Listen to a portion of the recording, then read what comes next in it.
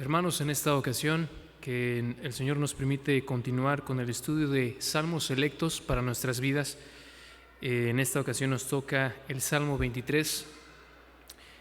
Antes que nada es un gozo para mí, un deleite volver a estar con ustedes para compartir la palabra de Dios por este medio.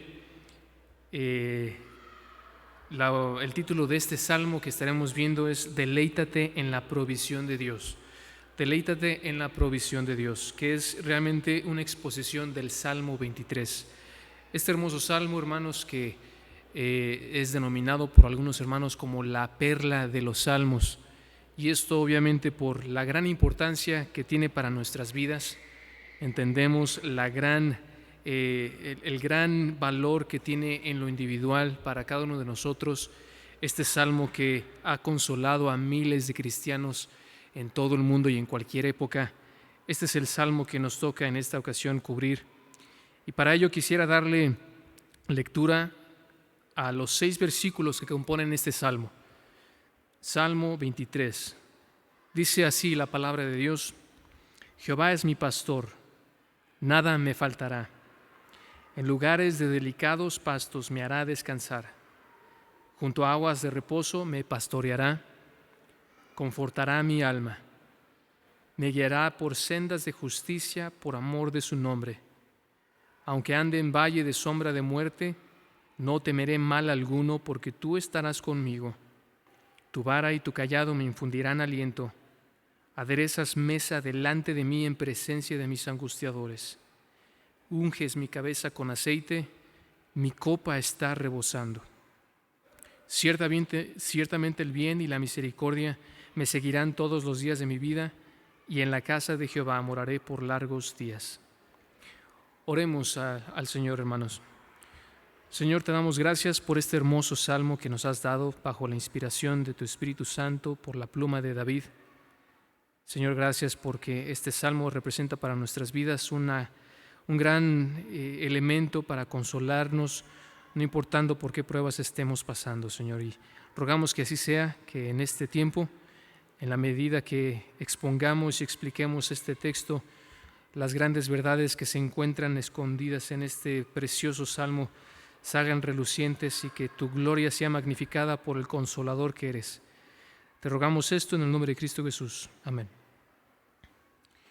Bueno, hermanos, en esta ocasión, reitero, veremos la exposición del Salmo 22. Aquí este salmo fue escrito por David, el rey David, como lo dice ahí propiamente el salmo al principio, Salmo de David.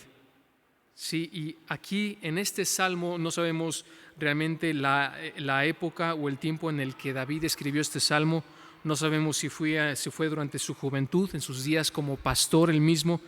No sabemos si fue durante su campaña militar o si fue ya al final de su vida. Pero lo que es cierto es de que David escribió este salmo, como lo dijimos, bajo la inspiración del Espíritu de Dios para consolar a su pueblo, pero principalmente él recibía esa misma consolación al reconocer estas grandes verdades de Dios como su proveedor y su protector. Así que en este salmo veremos a David que nos describe 2 metáforas acerca de Dios que te motivan a confiar en su provisión y en su protección. 2 metáforas acerca de Dios que te motivan a confiar en su provisión y en su protección. La primera metáfora la vemos ahí en los versículos 1 al 4, en donde David nos pinta a Dios como pastor, y en los versículos 5 al 6 a Dios como anfitrión. Sí, versículos 1 al 4, Dios como pastor; versículos 5 al 6, Dios como anfitrión. Vayamos entonces de lleno a esta primera parte, Dios como pastor, de los versículos 1 al 4. Véanlo ahí, en la primera parte del versículo 1, que realmente por la carga teológica que este primer versículo tiene, muy probablemente es el que mayor tiempo nos tome en explicarlo y en cubrirlo. Sin embargo, creo que va a ser de edificación para cada uno de nosotros a medida que avancemos. Vean ahí, Jehová es mi pastor, esa primera frase ahí en el versículo 1. David aquí se refiere a Dios por el nombre propio con el que Él mismo se designa ahí ante Moisés y su pueblo en Éxodo 3. Me refiero a su pueblo de Israel. Este nombre resume todo lo que Dios es en su esencia, lo que se conoce como el tetragramatón, Yahweh, yo soy el que soy. Este nombre Yahweh enfatiza la relación de Dios con su pueblo Israel, como el Dios que guarda el pacto. Es este Yahweh, sigue diciendo David, que es mi pastor. Ahora aquí noten la personalización que hace David al referirse a Dios, a Yahweh, como su pastor. Ahora esto es importante porque realmente Él no es pastor de quien sea o de todo el mundo, es únicamente pastor de aquellos a los cuales Dios tiene un pacto con ellos. Es Dios el pastor de su pueblo. Una de las más bellas imágenes para describir la provisión, el cuidado y la guía de Dios para con su pueblo. Ahora esta palabra de pastor, solamente voy a mencionar algunas cuestiones que nos ayudarán a tener un poco más el panorama del significado de esta palabra pastor que aquí David utiliza. La primera ocasión en donde se relaciona a Dios como pastor es ahí en Génesis capítulo 48, versículo 15, que dice: y bendijo a José diciendo. Aquí tenemos a Israel, Israel, ya los últimos días o los últimos momentos de su vida, previo a que él falleciera, pronuncia estas palabras de bendición, palabras proféticas hacia sus hijos, que realmente serían las tribus de Israel, ¿sí? Las 12 tribus que formarían la nación de Israel, el pueblo escogido de Dios. Y él dice: y bendijo a José diciendo, el Dios en cuya presencia anduvieron mis padres, Abraham e Isaac, el Dios que me mantiene. Aquí esta palabra mantiene es que me pastorea desde que yo soy hasta este día. ¿Se dan cuenta? Ahí tenemos esta primera referencia de Dios como el que pastorea, el que estuvo pastoreando, cuidando, proveyendo de Jacob o de Israel durante toda su vida.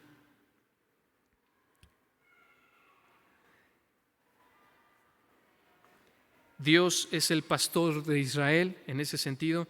Continúa diciendo ahí también en Génesis 49, versículo 24. También en Deuteronomio 32, versículos 6 al 12, Salmo 28, versículo 9, Salmo 74, versículo 1, Salmo 77, versículo 20, Salmo 78, versículo 52. Voy a darle lectura nada más como referencia para ustedes. Hizo salir a su pueblo como ovejas y los llevó por el desierto como un rebaño. Salmo 79, versículo 13, Salmo 80, versículo 1, Salmo 95, versículo 7, que dice: porque Él es nuestro Dios, nosotros el pueblo de su prado y ovejas de su mano. Otra referencia ahí a Israel, refiriéndose a Jehová, a Dios como su pastor. Salmo 100, versículo 3, Isaías 40, versículo 11, Jeremías 23, 3, Ezequiel capítulo 34, todo el capítulo haciendo referencia a Jehová como el pastor de Israel, en contraste con los falsos pastores que pastoreaban a Israel. Oseas 4, 16, Miqueas 5, 4, capítulo 7, versículo 14 y Zacarías capítulo 9, versículo 16. Todas estas referencias hacen alusión a que Dios, Jehová, es el pastor de su pueblo escogido Israel. Ahora, no solamente Dios en ese sentido es el pastor de su pueblo como nación, el pueblo de Israel, pero también de su pueblo salvado, es decir, de todos aquellos creyentes que forman parte del pueblo escogido de Dios a lo largo de la historia de la redención. Obviamente la encarnación de este pastor amado es nuestro Señor Jesucristo. Él declara su deidad al describirse a sí mismo también como el buen pastor. Juan capítulo 10, Hebreos 13, 20, Recuerdan este pasaje hermoso que dice: y el Dios de paz, que resucitó de los muertos a nuestro Señor Jesucristo, el gran pastor de las ovejas, por la sangre del pacto eterno. Primera de Pedro capítulo 2 versículo 25 y Primera de Pedro capítulo 5 versículo 4 también hacen referencia a que Jesús es nuestro pastor, el pastor de los creyentes.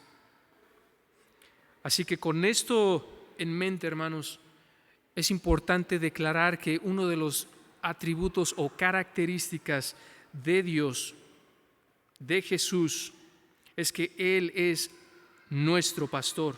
Él es el pastor de su pueblo. Jehová, el que guarda el pacto, el Dios de Abraham, de Isaac y de Jacob. Él es el Dios de nuestro Señor Jesucristo y ese es nuestro pastor.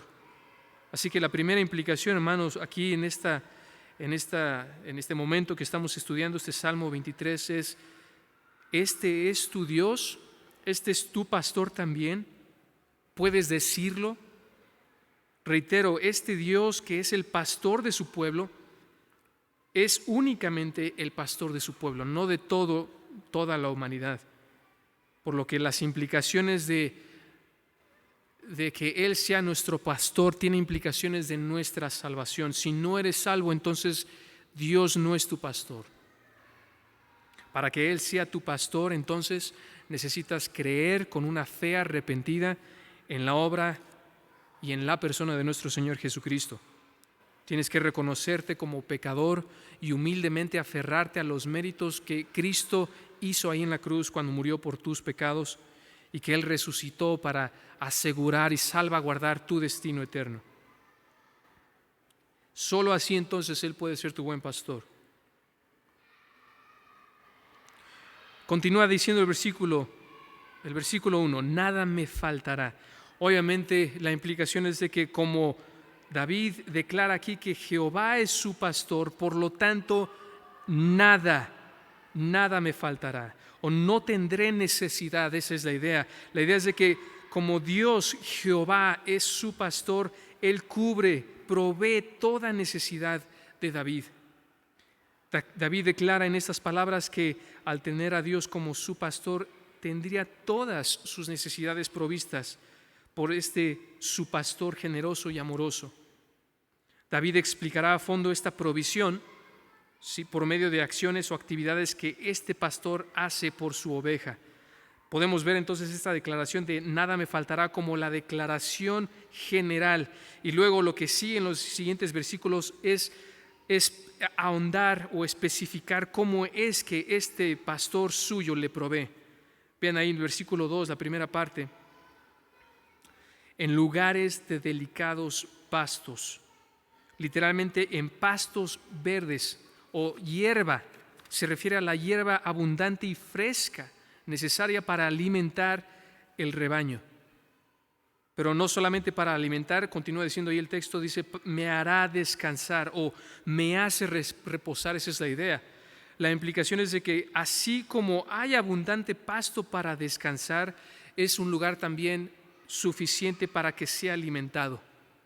Y también, como puede ahí el rebaño descansar, es un lugar seguro, es un lugar fuera de peligro. Esa es la idea. La idea detrás de esta imagen es que Dios alimenta y da descanso a David y por lo tanto, por extensión, a su pueblo. Este alimento es en dos sentidos. En dos sentidos. El primero es físico. Bueno, nuestro pastor, Dios, nos provee físicamente. ¿Cómo es esto? Bueno, aquí es donde Mateo capítulo 6, 23 dice que si perseguimos, si buscamos el reino de Dios y su justicia, todas estas cosas, ¿recuerdan?, os serán añadidas. La idea de estas cosas es las cosas necesarias, el alimento y el vestido que mencionó en los versículos anteriores en este capítulo 6. Así que, hermano, tienes que obviamente estar confiando en la provisión de Dios. Si tú ya eres un creyente, como dijimos, y Jehová es tu pastor, puedes confiar en la promesa de que Él sostendrá la vida que Él te ha dado hasta este día, no importando cuál haya sido o cuál sea tu circunstancia. Si tienes una enfermedad terminal o si te has quedado sin trabajo, si de alguna manera estás perdiendo fuente de cómo conseguir tu sustento para ti y tu familia, créeme, hermano, si tú eres un hijo de Dios y el Señor en su promesa, Él ha prometido proveer para ti, Él buscará la manera de hacerlo. Por otro lado, hermano, no solamente nuestro pastor nos provee físicamente para nuestras necesidades físicas, sino que también nos provee para nuestras necesidades espirituales. Nos da ese alimento espiritual. ¿Por medio de qué? Bueno, por medio de su palabra, ¿no es así? Ezequiel capítulo 3, versículos 1 y 3 dice, me dijo, aquí el profeta está diciendo, hijo de hombre, come lo que hayas, come este rollo y ve y habla a la casa de Israel. Y abrí mi boca, dijo Ezequiel, continúa, y me hizo comer aquel rollo. El rollo es una referencia a su palabra, la palabra de Dios. Y me dijo, hijo de hombre, alimenta tu vientre y llena tus entrañas de este rollo que yo te doy. Y lo comí y fue en mi boca dulce como miel. ¿Se dan cuenta? Mateo 4:4, recuerdan ahí la tentación del Señor Jesús, cuando Satanás tentaba al Señor Jesús diciéndole, convierte estas piedras en pan para que sacies tu hambre. El Señor Jesús le respondió, no solamente de pan vivirá el hombre, sino de toda palabra que sale de la boca de Dios. Primera de Pedro capítulo 2, tenemos que ser como estos niños recién nacidos que añoran la leche espiritual no adulterada, que es la palabra de Dios, para que por ella crezcáis para salvación. Ahí lo tenemos nuevamente. Dios como tu pastor, escucha esto, hermano, proveerá para tus necesidades físicas y para tus necesidades espirituales conforme a sus promesas y sus propósitos. Entre tanto Él te quiere aquí con vida, puedes confiar en que Él proveerá para ti en estas dos esferas, tanto en lo espiritual como en lo físico. Pero también debemos hacer nuestra parte, hermano. Debemos trabajar para el sustento, ¿no es así? El que no trabaje, que no coma, según Tesalonicenses 3:10. Y tenemos que también ser diligentes en la meditación de su palabra, según Timoteo 2:15. Y buscando oportunidades para escuchar la enseñanza y la predicación de su palabra. Tienes que estar así como trabajas por el alimento físico, también tienes que trabajar por el alimento espiritual. Busca maneras, hermanos o hermana en la que me escuchas, busca maneras en las que tú puedas ser expuesto a la palabra de Dios, ya sea mediante estos estudios que se están grabando y puedes escucharlo más después en tu casa o en el trabajo, obviamente sin que esto te distraiga. Puedes hacerlo mientras estás haciendo el quehacer o no lo sé, si estás comiendo y estás comiendo solo, no tienes alguien con quien hablar, puedes escuchar mensajes que están siendo grabados, puedes venir a las clases de escuela dominical o a los distintos grupos que tiene la iglesia para que puedas seguir siendo alimentado de la palabra de Dios. Esto, hermanos, es la manera en cómo Dios te está proveyendo para el alimento espiritual. Pero tienes, reitero, que buscarlo activamente. Continúa diciendo la segunda parte del versículo 2. Junto a aguas de reposo, vean esto, hermanos, qué hermosa figura, o literalmente junto a lugares de descanso junto al agua, o en lugares de descanso junto al agua, lugares ideales para el rebaño, para que pueda ser refrescado y descansado. Esa es la idea. Esto obviamente nos da la idea de un rebaño que está cansado, que necesita reposo, que necesita aliento, que necesita ser reanimado. Me pastoreará, literalmente en el original hebreo, me guiará cuidadosamente, así como se guía a un animal lastimado o desvalido. Fíjense esta hermosa figura entonces, hermano. Nuestro buen pastor nos conduce o conduce a sus ovejas a lugares donde puedan descansar y ser revitalizados. Versículo 3, confortará mi alma. Esto obviamente es una conclusión de lo que ya dijo en el versículo 2, en la última parte. O mejor, una mejor traducción de confortar sería restaurar, o restaurará, reanimará mi alma. Esa es la idea. Esta es la misma palabra que se usa, por ejemplo, en Salmo 19, versículo 7, ahí en este hermoso salmo, como una manifestación de la revelación específica, la palabra de Dios. Ahí David exclama que la ley de Jehová es perfecta, que convierte el alma. Es la misma palabra. Entonces, cuando estás desanimado o lastimado por el pecado, hermano, Dios puede restaurarte o reanimarte, perdonando y limpiando tu pecado. Esa es la idea también que David expresó hacia su pastor ahí en el Salmo 51, versículo 10. ¿Recuerdas este Salmo 51 que expresa la confesión del pecado de David cuando cometió adulterio con Betsabé? Crea en mí, oh Dios, un corazón limpio y renueva un espíritu recto dentro de mí. Esa es la idea. Renueva ese espíritu recto dentro de mí. Versículo 12 continúa diciendo: vuélveme el gozo de tu salvación y espíritu noble me sustente. ¿Se dan cuenta? Aquí David expresa el deseo de su corazón para que Dios, quien es el único que le puede dar esa bendición, de que él pueda ser reanimado, restaurado en su relación con su Señor y su pastor. Solamente Dios es quien puede perdonar los pecados, restaurar cualquier relación. Él solamente puede darnos, regresarnos ese celo por nuestra comunión con el Señor. Versículo 3, segunda parte, dice: me guiará por sendas de justicia. No solo te restaurará, dice aquí David, sino que también te pondrá en caminos fáciles de seguir. Esa es la idea detrás de sendas de justicia, para que andes en justicia o rectitud. Esa es la idea, por ejemplo, del Salmo 143, versículos 8 y 10. Por el tiempo no lo leeremos, hermanos, pero si pueden ustedes buscar esas referencias después, lo pueden hacer. Les animo a que lo hagan. Y esto lo hará por amor de su nombre, como Efesios 1:6 dice, para alabanza de su gloria. Esa es la misma idea. Aquí lo que está diciendo David es de que nuestro pastor hará todo lo que ya dijo antes por la gloria de su nombre, porque su reputación, su gloria, su majestad está en juego aquí. Él es nuestro buen pastor y Él se deleita en hacer eso porque así es Él. Él quiere mostrar su gloria. Escucha esto, hermano. Él quiere mostrar su gloria de esta manera, cuidándote, sustentándote, consolándote, reanimándote en los momentos más difíciles de tu vida, porque así Él despliega mejor su gloria. Versículo 4, primera parte, dice: aunque ande, esto nos lleva,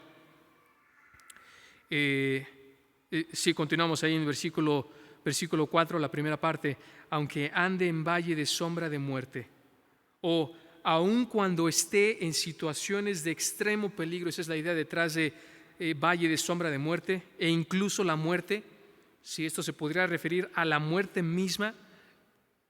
Esto lo podemos ver, por ejemplo, en pasajes paralelos como Job capítulo 10, versículo 21.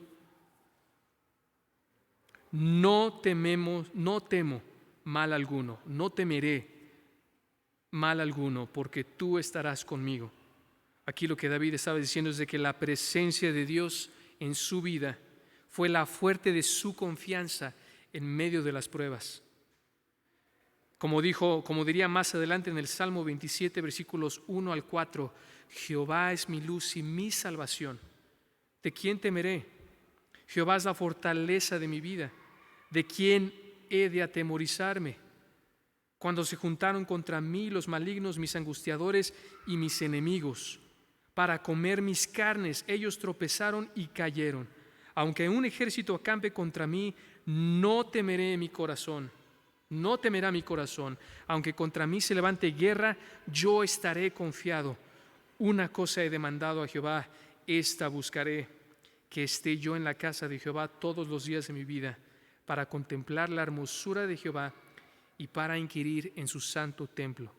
Qué hermoso, hermanos, que así como David despliega esta confianza en Dios porque Él lo cuida, porque Él está consciente de su presencia, que así también, hermanos, nosotros lo podamos estar. Puedes, hermano, como David, confiar en la presencia de Dios y decir estas palabras en medio de la tribulación, no importando la prueba por la que estés pasando, por muy difícil que sea, incluso si esta prueba te va a llevar a la muerte o te pudiera llevar a la muerte. Escucha esto, hermano.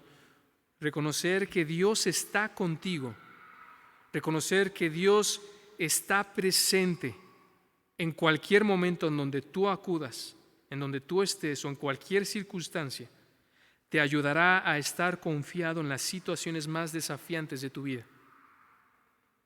Isaías 41:10 dice: no temas, porque yo estoy contigo, no desmayes, porque yo soy tu Dios que te esfuerzo. Siempre te ayudaré, siempre te sustentaré con la diestra, es decir, mi poder, el poder de mi justicia. Mateo 28:20, la gran comisión, ahí al final el Señor mismo Jesús nos da su promesa de que en la medida que estemos cumpliendo con la gran comisión, Él estará con nosotros todos los días hasta el fin del mundo. Amén. Hechos 18, versículos 9 al 10 también, ahí Pablo es consolado por Dios al decirle que Él estaría con él en la medida que Él evangelizara. Una y otra vez la palabra de Dios nos exhorta a reconocer la presencia de Dios para nuestro consuelo. Ahora, no solo la presencia de Dios, sino que versículo 4, la segunda parte, ahí véanlo: tu vara y tu callado me infundirán aliento. Tu vara y tu callado me infundirán aliento. Estos instrumentos representan la protección y la guía de Dios como nuestro pastor, como el pastor de sus ovejas. David estaba aquí alentado o confortado, esa sería la idea, sabiendo que Dios, su pastor, lo está protegiendo y guiando en todo momento. Continuamos con los versículos 5 al 6, que realmente es la segunda parte de las dos metáforas que aquí el Señor, David, bajo la inspiración del Espíritu de Dios, está usando para hacernos ver la provisión y la protección de nuestro Dios, para adorarle. Ya vimos la primera parte, Dios como nuestro pastor, ahí en los versículos 1 al 4. Ahora vamos a ver a Dios como anfitrión, versículos 5 al 6. Bien, aquí en este punto David cambia de tono y cambia la metáfora que ha venido usando de Dios como su pastor a la de un anfitrión que prepara un banquete generoso para su huésped, que es David.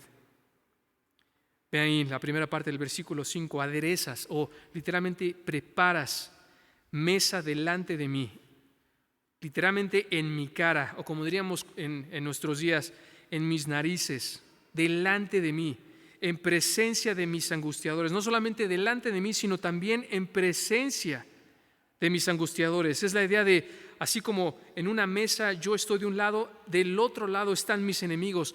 Dios está preparando un gran banquete delante de mis enemigos. Esta imagen representa una ocasión de celebración o victoria sobre estos enemigos. Obviamente el contexto lo afirma, que se está refiriendo de una celebración o una victoria sobre esos enemigos. David podía tener el gozo aún en medio de la tribulación, aún en medio de aquellos que buscan su mal, sabiendo que la victoria final le pertenece al Señor y a los que están de su lado, por consecuencia. Obviamente también esto podría apuntar a una salvación no en un sentido espiritual únicamente, sino salvación de cualquier situación de peligro. Esta salvación la ofrece Dios para los suyos. Obviamente, reitero, esta salvación puede ser temporal o física, o también y principalmente eterna o espiritual. Cuando tú eres librado de una situación de peligro, cuando vas manejando en el tráfico a lo mejor o en la carretera y fuiste librado de un accidente automovilística, llegas a tu trabajo con bien, hermano, puedes estar seguro que Dios es tu Salvador en ese sentido. Ahí Dios como anfitrión te está tratando como a su huésped, protegiéndote. Cuando no tienes trabajo y aún así el Señor te sustenta y tienes pan para comer en tu mesa el día de hoy, puedes estar seguro, hermano, que Dios te está tratando como anfitrión. Él está librándote de todas esas situaciones de peligro. Cuando al final del día tu alma es salvada de la condenación eterna, cuando el Dios te da la salvación, el perdón de tus pecados por medio de la obra y persona de nuestro Señor Jesucristo, Él es en el mayor sentido el salvador de tu alma, porque Él te libra de la condenación eterna que tú merecías. ¿Te das cuenta, hermano? Dios es tan generoso que Él ha hecho ese banquete dándonos salvación, dándonos gozo aún en medio de esas situaciones peligrosas. Segunda parte del versículo 5 continúa diciendo: unges, un símbolo de honor y bendición. Esta imagen de ungir con aceite es una hermosa imagen. Obviamente tiene un significado más profundo y varias acepciones, pero por el tiempo únicamente mencionaremos que para esta ocasión, en este contexto del cual está hablando, que se encuentra en un banquete, esta unción era una expresión de hospitalidad y bendición hacia aquel a quien era atendido, es decir, hacia el huésped. Hacia el huésped.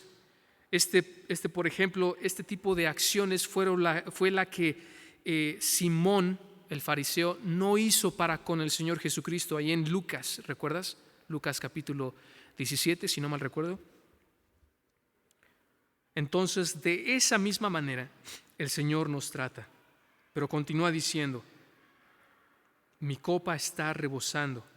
De nuevo, aquí este símbolo es esta copa superabundante, esa sería la idea. Refleja un símbolo de las bendiciones abundantes que el Señor nos da, como lo expresa el Salmo 16, versículo 5. Versículo 6, primera parte: ciertamente,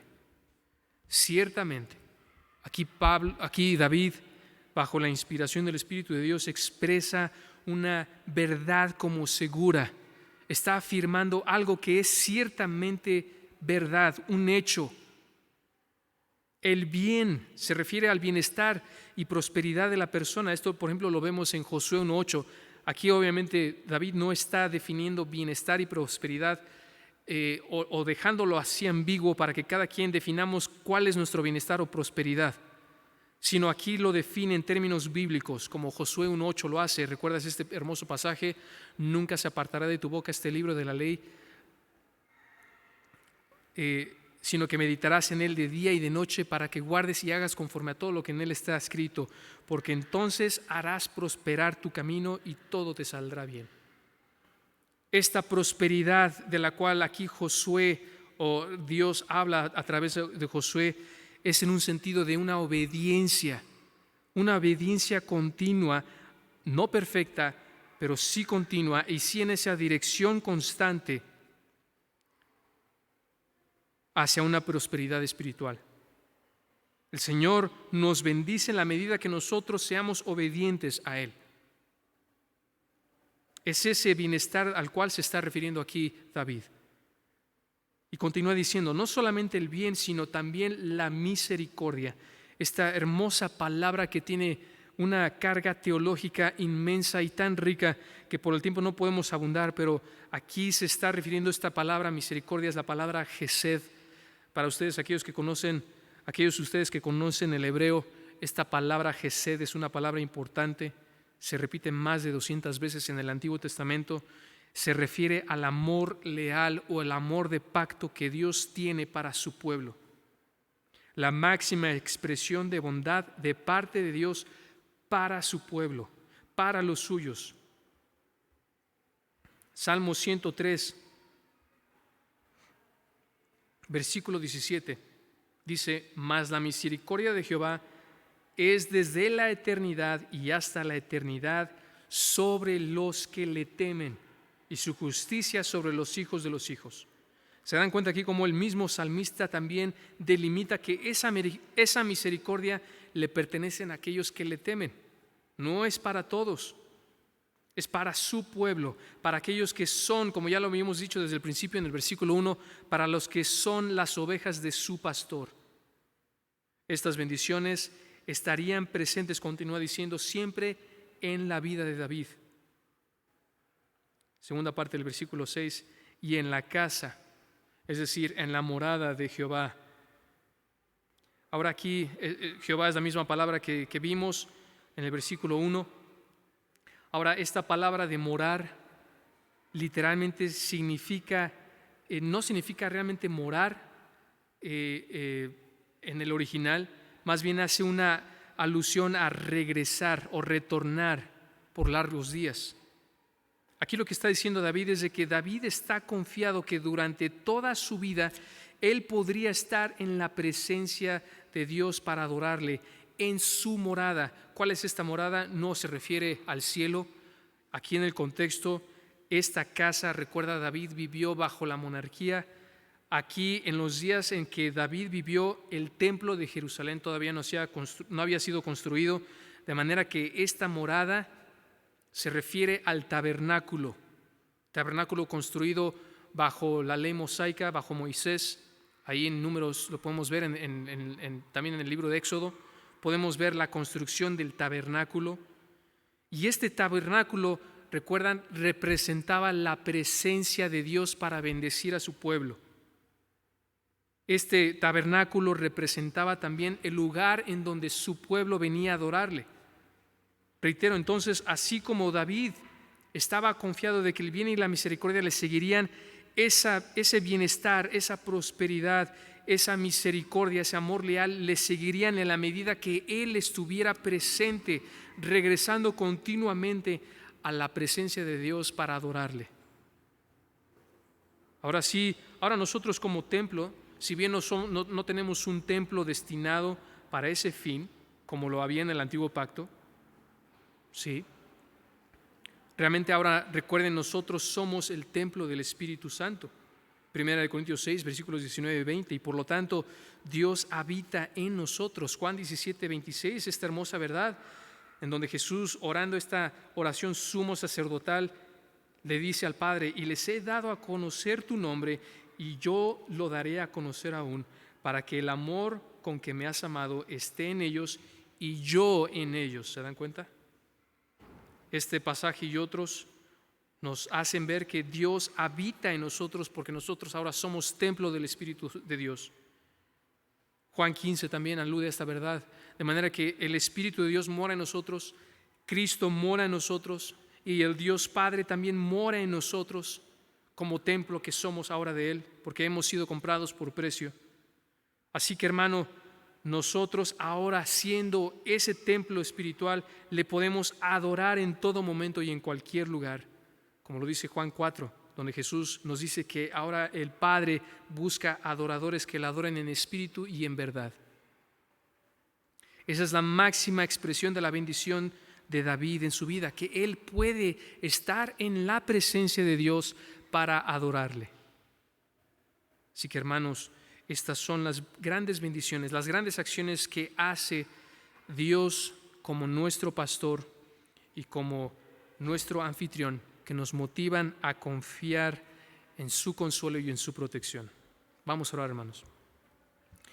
Señor, te damos gracias por esta tarde que nos has permitido escudriñar tu palabra.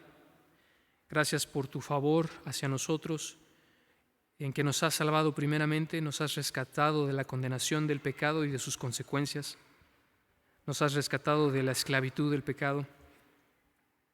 Señor, gracias porque ahora como salvos, como hijos tuyos, también podemos adueñarnos de estas palabras del salmista David y decir que tú eres nuestro pastor, que nos consuelas, que nos proteges, que nos alimentas, que nos cuidas, Señor.